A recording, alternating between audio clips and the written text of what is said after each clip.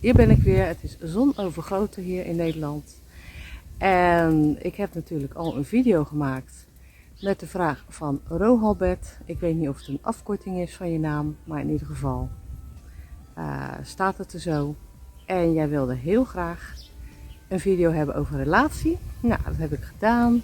Maar het kan ook zijn dat je net verliefd bent. Of dat iemand anders die deze video bekijkt, verliefd is, net verliefd is. En ik denk, daar ga ik natuurlijk ook een combinatievideo van maken. En daar staat de kaart 24 voor het hart. Dus eigenlijk als je elkaar net kent, je bent verliefd of je bent een beetje aan het aftasten bij elkaar. En daar staat die kaart voor. Dus we gaan beginnen met de combinatiekaart van hoe denkt de man over onze net beginnende aftasten, zeg maar. Het is natuurlijk nog geen relatie, hè, want je kent elkaar nog maar net. Dus dan kan je nog niet echt van een relatie spreken. Maar het is eigenlijk meer die aftastingsfase. En hoe denkt hij op dit moment over mij in die fase dat je elkaar gaat leren kennen. Nou, heel veel plezier weer. En ik zou zeggen, geniet van de video en geniet van het zonnetje. Tot kijk weer.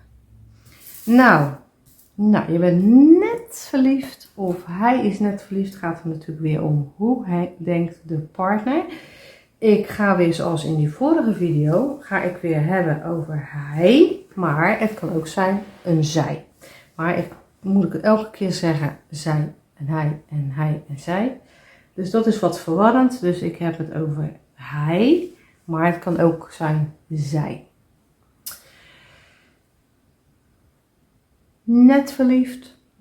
Of net, je kent elkaar net. Je kent elkaar net. En dan gaat het over van hoe denkt de ander. Ja, in de combinatiekaart van kaart 24, het hart. Nou, dan gaan we met kaart 1 beginnen. De ruiter.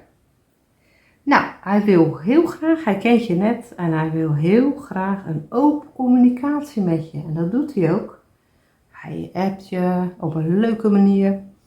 Of hij belt je. Of het kan echt social media, Facebook, van alles. Hij stuurt leuke foto's, berichtjes. Nou, het is allemaal helemaal top. Hij wil je echt leren kennen. Hij wil je dus echt leren kennen. Nou, en dan gaan we door naar kaart nummer 2, de klaver. Nou, het is een ontluikende liefde, hè? Dus dat betekent je kent elkaar net. En wat ik al zei, dat noem ik dan altijd de snuffelstage. En dat betekent deze kaart ook. Dus hij is jou aan het ontdekken, hè, op de goede manier van het woord. En dan is hij gewoon aan het kijken, wie ben je. Dus hij is bezig om jou te ontdekken op een goede manier. En geef hem die kans ook, hè. Ga niet meteen zo vol op hem af, om het zo maar te zeggen. Maar geef hem die ruimte om jou te ontdekken. En laat hem zelf met jou contact opnemen. Hè? Dus niet dat jij elke keer met hem contact opneemt. Hij vindt het gewoon leuk om dat op zijn eigen manier te doen en op zijn eigen tempo. Dus laat hem daarin ook echt zichzelf lekker kunnen zijn. Nou, dat geeft de klaver aan. En het schip, nou, lekker meedobberen op wat komen gaat. Zo denkt hij erover. Hij is een beetje go with the flow. Zo'n beetje zo van, nou, kijken wel relax wat er allemaal gaat gebeuren. Hij neemt niet echt het initiatief. Dat doet hij niet. Dat is het eigenlijk. Zo is kaart het schip in dit geval. Kaart 4. Hij bekijkt of je relatiemateriaal bent. Dus hij kijkt of jij een relatiemateriaal bent. Ik moet wel zeggen, hij is wel verliefd. Ja, hij is wel verliefd op je. Dus dat is superleuk. En hij is echt aan het kijken van, ja, hij is eigenlijk niet alleen maar aan het kijken van, nou ja, weet je wel, is dit zomaar een fling of wat dan ook. Nee, hij is echt wel aan het kijken van, zou dit serieus relatiemateriaal kunnen zijn? De boom. Nou, dit is iemand die gaat er echt voor. Dus hij wil er echt voor gaan. Laat ik het even in zijn stelling doen. Dus hij wil er echt voor gaan. Ja. Wat ook kan, en dat is weer de andere kant op, is dat het gaat om een ongezonde verliefdheid. Maar ik zelf, ik leg de kaarten altijd andersom. Dus dan zou ik het zelf eerder zo denken, hè? Dat dit een ongezonde verliefdheid is. Aan zijn kant, hè? Want we hebben het nu over hem. Dus doe maar even, hè? Ik weet niet of je met de kaart andersom werkt. Als je met de kaart zo werkt, kan je ook denken, oké, het gaat om een ongezonde liefde. Maar ik werk daarom met de kaarten ook andersom. Zodat ik daar veel meer aan heb en veel meer mee kan. Maar goed, dat is ieder voor zich. Ik zeg het er wel even bij. Ja, hij weet dus even niet zo goed of hij ermee wil doorgaan. Hij is best wel aan het twijfelen. Wil hij ermee doorgaan? Wil hij er niet mee doorgaan? Maar at the end beslist hij wel dat hij er toch mee wil doorgaan. Nou, een heel verhaal, maar hij wil het wel. Hij wil het niet, ja, en dan toch weer wel. En wat ook kan, is dat dus zijn gevoelens, hè, op het moment, gevoelens van liefde en dat hij ook echt verliefd is, dat die geblokkeerd worden. Daar kan hij ook voor staan. Dus dat zijn gevoelens op dit moment geblokkeerd worden. Ja. 7 de slang. Nou ja, mijn vraag is, wat verzwijgt hij? En wat ook kan, is dat de verliefdheid een illusie is. Dus de verliefdheid is niet wat het lijkt en wat het is. Dus houd het even in je achterhoofd. Dan de lijkkist. Nou ja, wat ik al zei, kijk voor jezelf of het een nieuw begin is of juist een einde. Ik heb hem altijd zo als het een nieuw begin is. Maar dan moet je gewoon zelf even kijken van hoe jij de kaarten trekt en hoe het zo uitkomt. En daar kan je het dan weer op voor het beduren. Nou, ik zelf denk altijd van, nou oké, hij vindt het fijn, hij wil er voor gaan of hij is er wel met een open gezicht. Hè? Maar wat ook kan, is, en dan bij mij zou die dan zo liggen. Dat laat ik wel even zien. En dan zou het staan voor een dwangmatige. Hè? Dat kan natuurlijk ook. Een dwangmatige. Ja, verliefdheid is natuurlijk niet dwangmatig. Dus een dwangmatig iets. Hè? In dit geval van zijn kant. Of abrupt en onaangenaam eindigen van de verliefdheid aan zijn kant. Dus ineens net zoals de zeis. Bam, het eindigt ineens. Zomaar dat je het niet in de gaten hebt. Maar het kan ook gaan om een soort dwangmatige verliefdheid. Ik doe even tussen haakjes zetten, want dat vind ik dan geen verliefdheid. En ik vind ook niks met liefde te maken hebben. Die verstikkende liefde, snap je? Nou, en dan gaan we naar de ruiker. Nou, hij overlaat je met cadeautjes, uitjes, bloemen. Hij laat echt merken dat hij je heel erg leuk vindt en dat hij echt heel veel energie in jou wil steken. Dus het kan alleen maar mooi zijn. En dan hebben we 10. En dat is de zeis. Ja, de gevreesde zeis. Nou ja, goed. Hij is je aan het ghosten. Hij is niet meer verliefd op je. Als ik het zo zie, heeft hij eigenlijk niet zoveel meer zin in. Dus deze liefde, prille liefde, die zal niet echt goed aflopen. In die zin dat hij er eigenlijk al de brui aan heeft gegeven. Dus dat is de zeis. En dan gaan we natuurlijk verder met de roede. Hij is wat kribbig. Als hij niet zo lekker is, wel zo kribbig naar jou toe. Hij is wat bozer. Dat is het ook naartoe. Dat kan ook te maken hebben dat het hem gaat om de seksualiteit. Of dat hij een beetje dominant is naar jou toe. Dat hij een beetje sowieso wat dominant is. Kijk even hoe dat voor jou geldt. En dan gaan we voor de vogels. Nou, de vogels die deze zegt vooral flirten. De gewone vogels die zegt altijd wel, zeker in het begin. Alle begin van net elkaar kennen of net verliefd zijn. Dan staat hij er echt voor flirten. Ja. Kan ook staan voor een misverstand.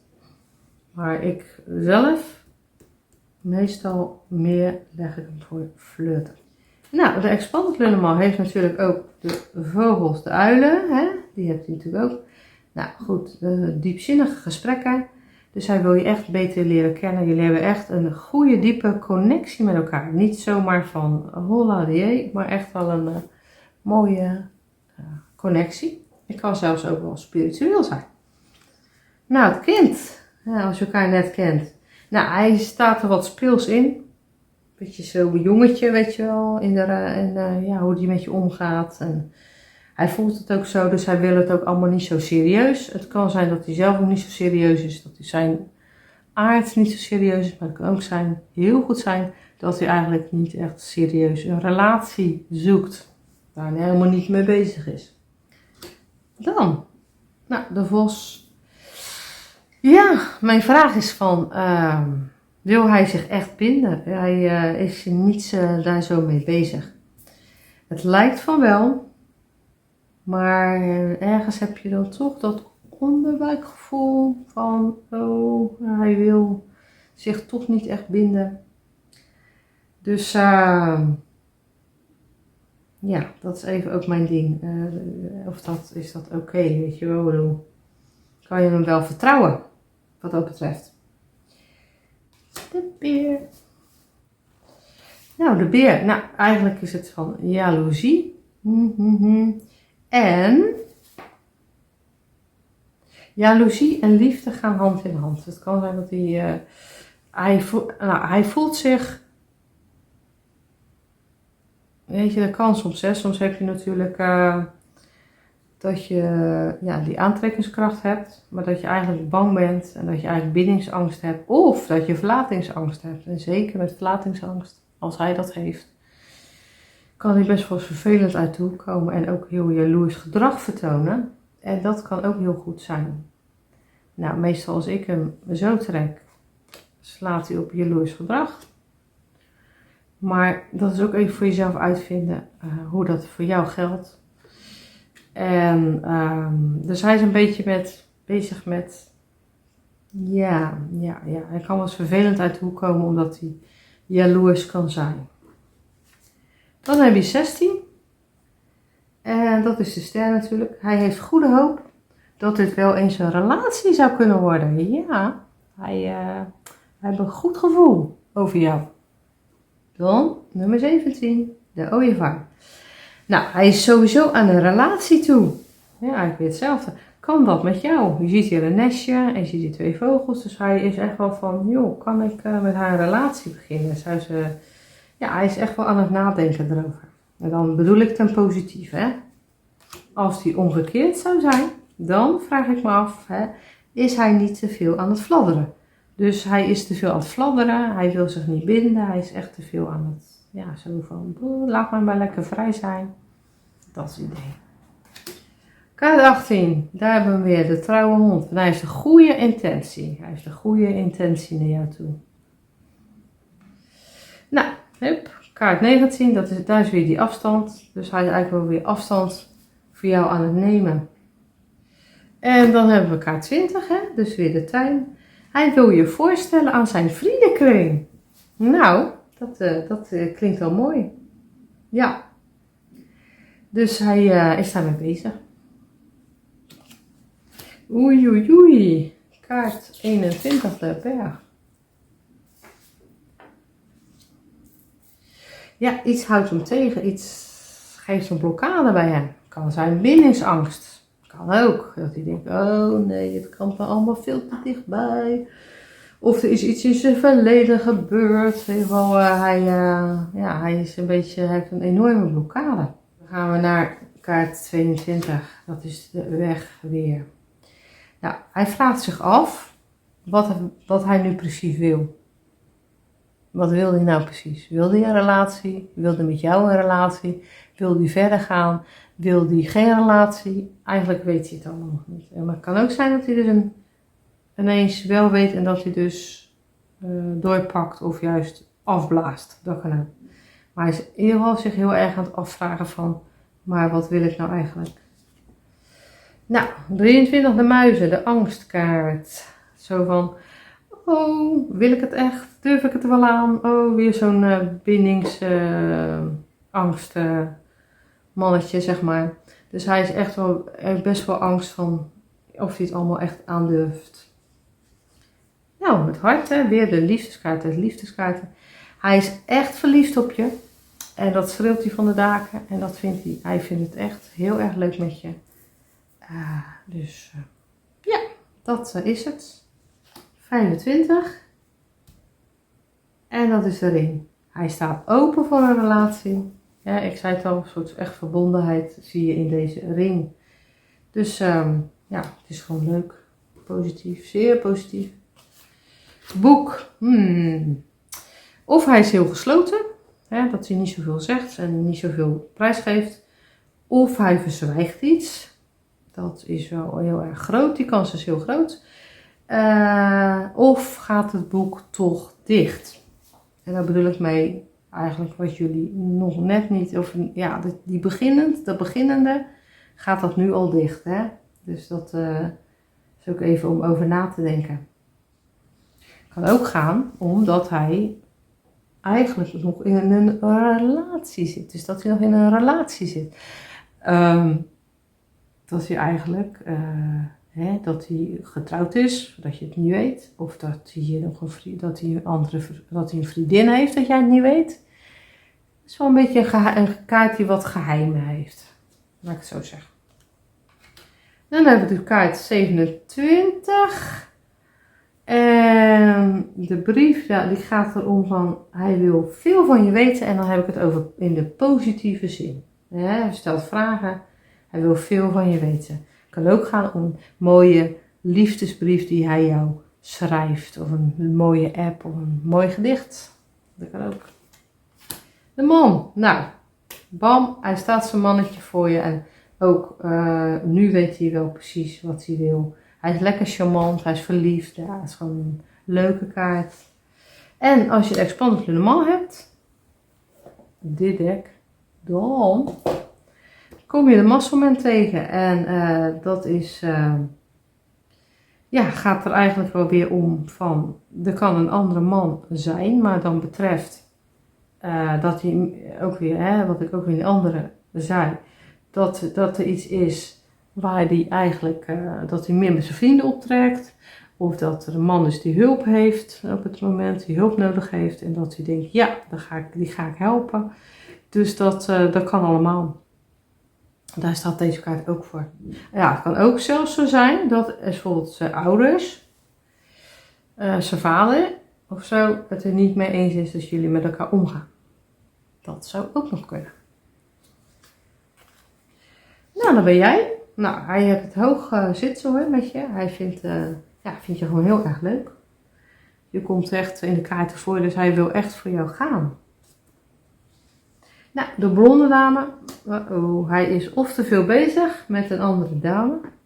Kan er van alles zijn dat hij al in een andere relatie zit of wat dan ook. Het kan ook zijn dat het dus weer gaat om iemand die hulp wil bieden. En wat ook kan, is dat het om een verwerking gaat.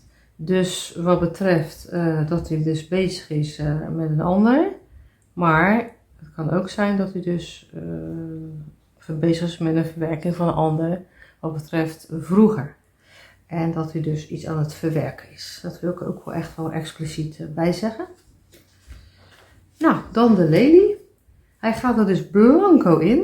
Hij gaat er blanco in hoe het tussen jullie gaat. En liefde en vriendschap gaan samen. Dat ook. Dus het is even de vraag hoe en wat. En hij gaat in ieder geval ook zonder vooroordelen in. Zo zeg.